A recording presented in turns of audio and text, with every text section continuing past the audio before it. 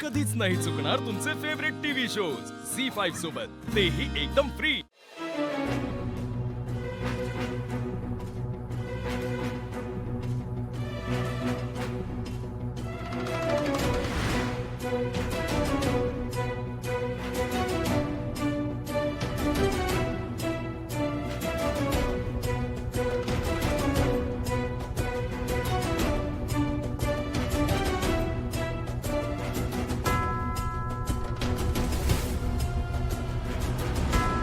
गुरुजी, मला महाकठीण व्रत करायचंय। दादा अरे ऐक ना आमचं, नको करू सर असं, ऐक जरा। अरे सूर्या, हे साधं सुद्धा व्रत नाही, हे महाकठीण व्रत आहे। अरे आसपातूर गावात एकानं पण हे व्रत पूर्ण केलेलं नाही। हा, आता 20-25 वर्षापूर्वी एकानं व्रत पूर्ण करण्याचा प्रयत्न केला होता, पण त्याच्याच्यानं पण हे व्रत पूर्ण झालं नाही आणि देवीचा कोप झाला। अरे आपल्या नदीला महापूर आला आणि अख्खं गाव पाण्याखाली गेलं होतं। सूर्या, ही येळ परत गावावर येऊन देऊ नकोस, परत एकदा विचार कर। मी विचार करूनच निर्णय घेतलाय। गुरुजी, मला व्रत काय ते सांगा।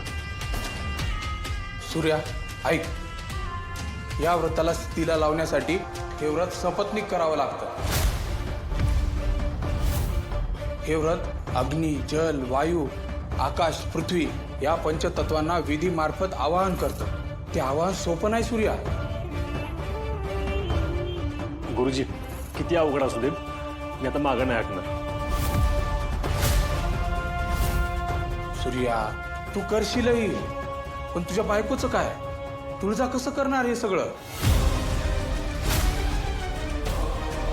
नाहीतर काय?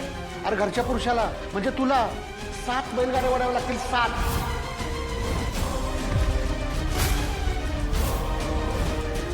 आणि घरच्या स्त्रीला नदीमध्ये 51 वेळा आंघोळ करून देवीच्या दर्शनाला यावं लागतं। आणि येताना आगीचा निखारा चालून पार करावा लागेल।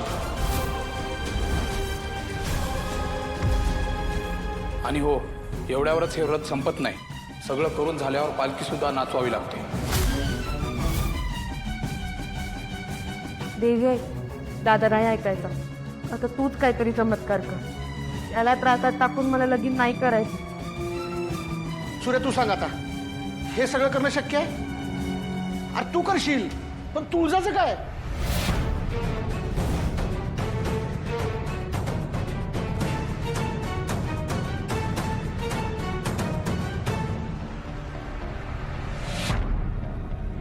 गुरुजी, हे व्रत माझं आहे, मला पूर्ण करायचंय। यात तिला का त्रास? सूर्या, या व्रताची आटच तशी आहे, आपण काही करू शकत नाही। बघ, तुला अजूनही वेळ आहे, वाटल्यास तू याच्यावर अजून विचार कर। सूर्या, हे व्रत पूर्ण दिवस गेलं तर ठीक, नाहीतर तुझ्या बी अंगाशी येईल आणि गावचा पण विनाश होईल। अरे सूर्या, तुझ्या बहिणीच्या भल्यासाठी गावाला कशाला तांगणीला द्यायला लागला? हे बघ सूर्या, हे व्रत तू करायचं नाही म्हणजे नाही। हा हा, तू हे व्रत करायचंच नाही, अजिबात व्रत करायचं नाही।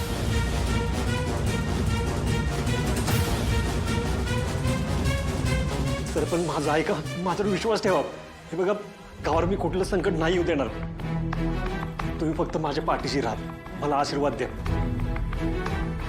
विश्वास ठेवा माझ्यावर, नाही म्हणू नका।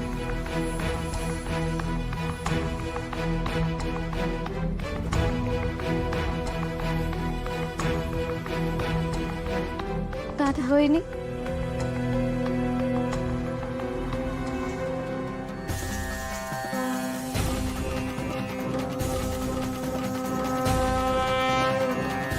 मी आहे तुझ्या सोबत।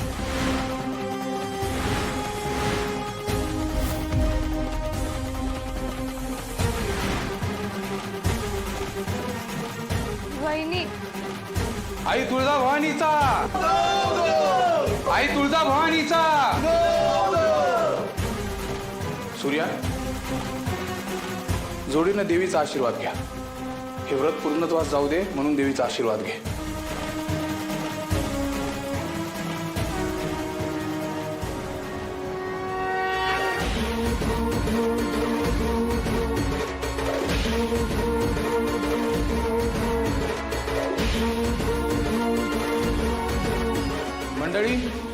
आजचा पूर्ण दिवस आणि रात्र फक्त सूर्याचीच नाही तर संपूर्ण गावाची परीक्षा आहे. सूर्याला हे व्रत पूर्ण करण्यासाठी देवी बळ देव. आपण सगळेजण त्याच्यासाठी प्रयत्न करूया. बोला देवी भवानीचा, आई भवानीचा.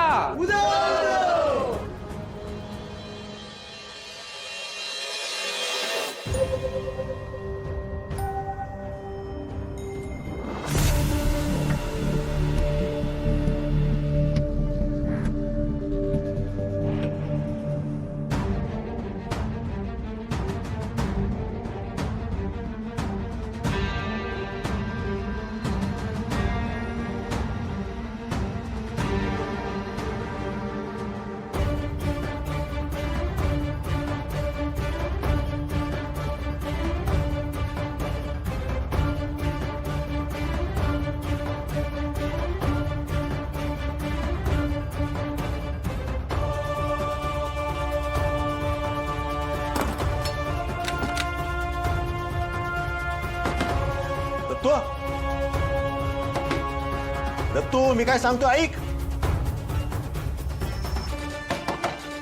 दत्तू, पोरात लय अवघड आहे का या सूर्याला जमल का?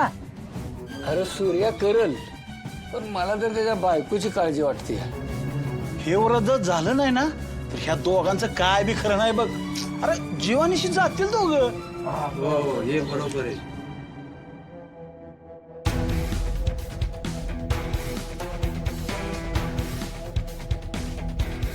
दाजी, मी जे काय बोलणार आहे ते बरोबर आहे का नाही मला नाही माहिती, पण मला असं वाटतं की तुम्ही तुमच्या फायद्यासाठी ना सगळ्या गावाला विटेज धरताय. नाही म्हणजे तुम्ही जर उद्या हे कार्य करू शकला नाही तर. शत्रू, अरे कधीतरी चांगलं बोल.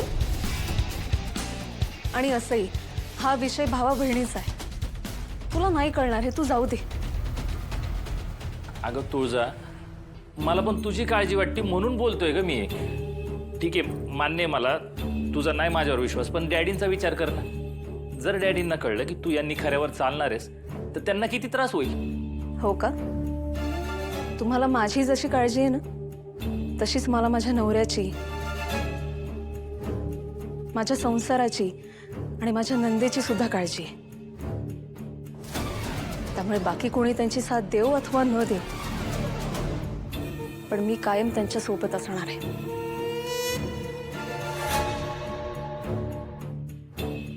ठीक आहे, म्हणजे तुम्ही सगळं ठरवलंच तर मी तरी काय बोलणार. पण हा दाजी, मी तुमच्या सोबत आहे. तुम्हाला कसली जरी मदत लागली ना तरी मला सांगा. म्हणजे मला ते बैलगाडा नाही वाढता यायचा, पण हा मी बैलगाडीची व्यवस्था करू शकतो ना. हा दाजी, दाजी मला माहिती आहे की तुमचा माझ्यावरती राग आहे, पण माझा नाही आहे. मी तुम्हाला अजून पण आहे ना आपल्या कुटुंबातला समजतो. हा,